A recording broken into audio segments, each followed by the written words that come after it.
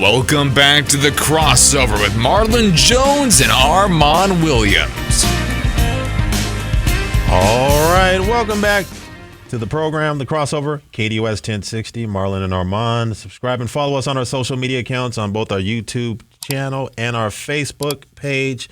So youtube.com/at the crossover 1060, and once again, and facebook.com/the crossover 1060. So check us out. That's where you can go ahead and catch a replay of our shows, as well as we're going to be adding some new content coming up, some exclusive stuff, aside from the radio show. So that is coming up. So please do subscribe to our YouTube and our Facebook page. All right, this new segment, we're going to go ahead and weigh in on some topics in and around the sports and entertainment world, and we're going to give our take on whether or not we're going to hit, whether this is a hit or a miss. And this is what we call hit it or quit it.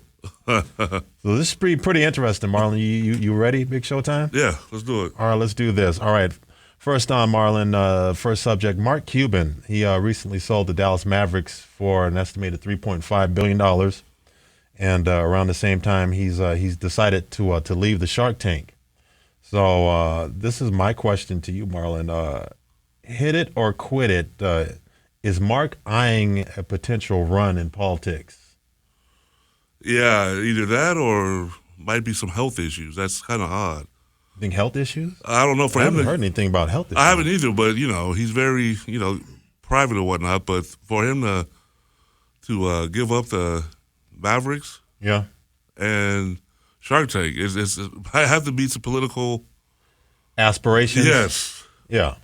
I don't know if he's going to run for president. If he was going to run for president, I don't think that you never know what the person's intentions are, but I just don't think that there's enough time to really go ahead and put himself in there and ingratiate himself in. Now it's interesting because the sale of this team, he's selling it. Let's see, he sold it recently for about $3.5 billion.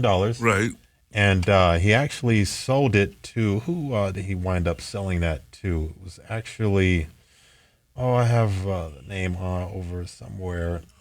That's too bad because he's like one of the greatest owners ever in the history of sports, in my opinion. You think so? I do. The funny thing is Amin El-Hassan, and I'll find out who, because it's at the top of my head, I just can't think of it.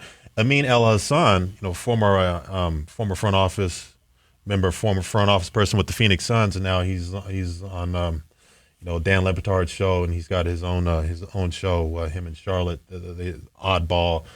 He recently mentioned that he believes that it could be a situation that Mark Cuban is getting out while it's still good, because he thinks that with the streaming platform and the way that social media that things are going right now, is that there might be a kind of a nosedive that these professional sports franchises are about to take it, because actually Mark Cuban sold it he sold it for $3.5 million, but it's valued at a little over $4 million. So he actually sold it low, even though when he originally bought it, he only bought it for like a little over $200 million.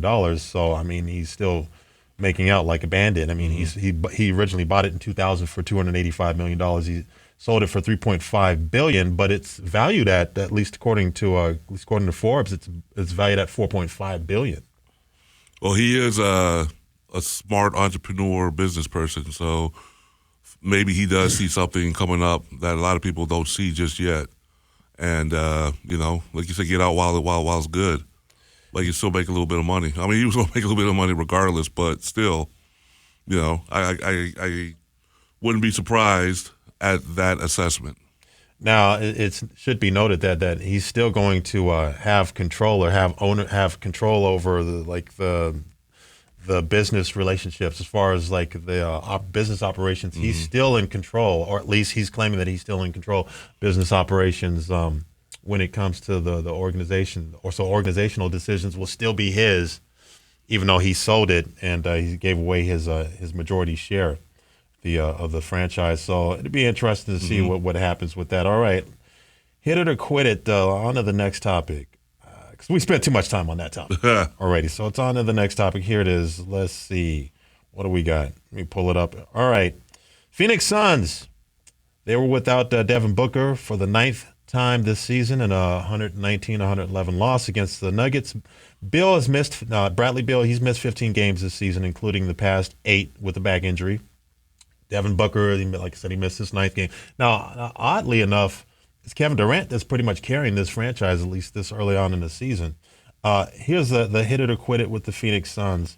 Hit it or quit it. Will the Suns' big three, will Bradley Beal, Kevin Durant, Devin Booker, will they play? I'm going to say I said 20 games. Will they play 15 games together as the big three this entire regular season? They're about 20 games in. 19th game last night, they lost to Denver Nuggets. They're approaching 20 games. So that's about a quarter of the season already. My question is, will they even be together for 15 games as the big three this season before the playoffs? 15? Hit it or quit it. I'll hit it. You'll hit it? You think they're going to be together for about at least 15 games? At least 15, yes. Okay. I'm going to quit it.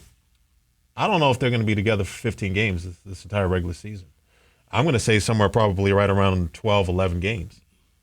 Because at some point, I just don't know how much longer Kevin Durant is going to be able to go ahead and carry this team on his back the way that he has.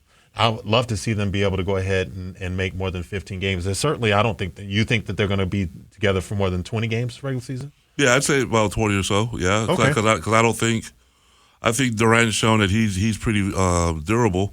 Mm-hmm. He's not going to miss a large amount of games. But he's been injury prone. He's been injury prone, but thus far this season, kind of like how you can take it back to how Christian McCaffrey's injury prone his entire career when he was with Carolina, but he's not now. So yeah, I don't think that Durant's shown that he's going to deal with what he's dealt with before.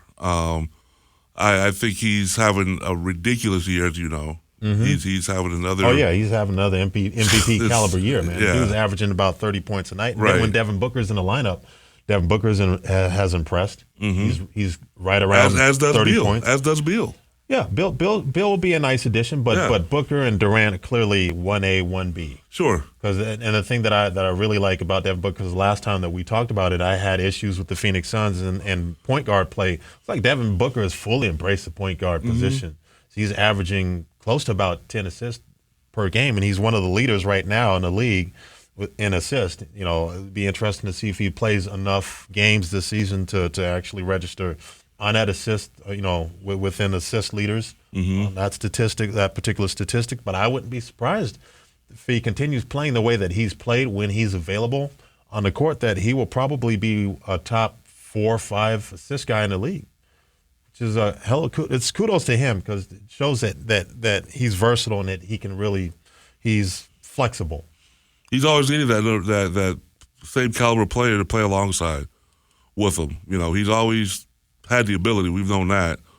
And now playing along with somebody like Durant who fits in seamlessly wherever he goes. Mm-hmm. Whereas Durant needs the ball, he just I don't know. He has this ability to make people around him better without really facilitating the ball. You understand what I'm saying? KD? Yeah, KD. He fits in. He scores at such an efficient rate. He shoots well over 50% from the field. He's not going to miss from the free throw line. Right. At all. He's not going to miss from the free throw line. And, he's not bad defensively. He's long and he's a 7-footer. Mm-hmm. So I think, for Booker, that's a real added plus to play along someone like that. That's going to it's making Booker better. Yeah. Which is scary. Absolutely. He is scary. All right. And then the next topic, hit it or quit it. So during a recent press conference for the Big Ten Championship, Jim Harbaugh pushed for increased compensation for student athletes beyond what the NIL provides. And in his statement, he said, who could be against players being compensated for what they do, at least even the minimum wage? Who could argue against that, stated Harbaugh. Now, in addition to that, the head coach stated that he would be willing to take less salary to promote revenue sharing efforts for his athletes off the field. That's what he claims. Now, currently Harbaugh is making somewhere around between $7 million and $10 million this year. So his players, and they currently receive no direct compensation from the universities. Hit it or quit it. Are you on board with players receiving some type of revenue sharing? I like the NIL. Mm-hmm. I think that's a huge, huge deal for the players. Right. When you get into a slippery slope when you start doing what Harbaugh is trying to. What he's suggesting. And being former athletes, I don't know about that. That's just going to. First of all, I don't think any other coach is going to be willing to take a pay cut. Well, I'll tell you who's not willing to hit that, and that's Dabo Swinney. Yeah, Dabo Swinney, no, definitely not. As much as he's struggling with the NIL deal, trying to embrace the NIL deal, and he certainly doesn't embrace the transfer portal at all. No. That's the reason why the Clemson Tigers continue to slide. But Sure. yeah, there are a lot of coaches that aren't going to be willing to go ahead and to sacrifice their salary in order to go ahead and compensate the players. I'm for it. I hit it. I'm going to hit it. So you're going to quit it. You're going to quit it. Right. I'm going to hit it. I like it.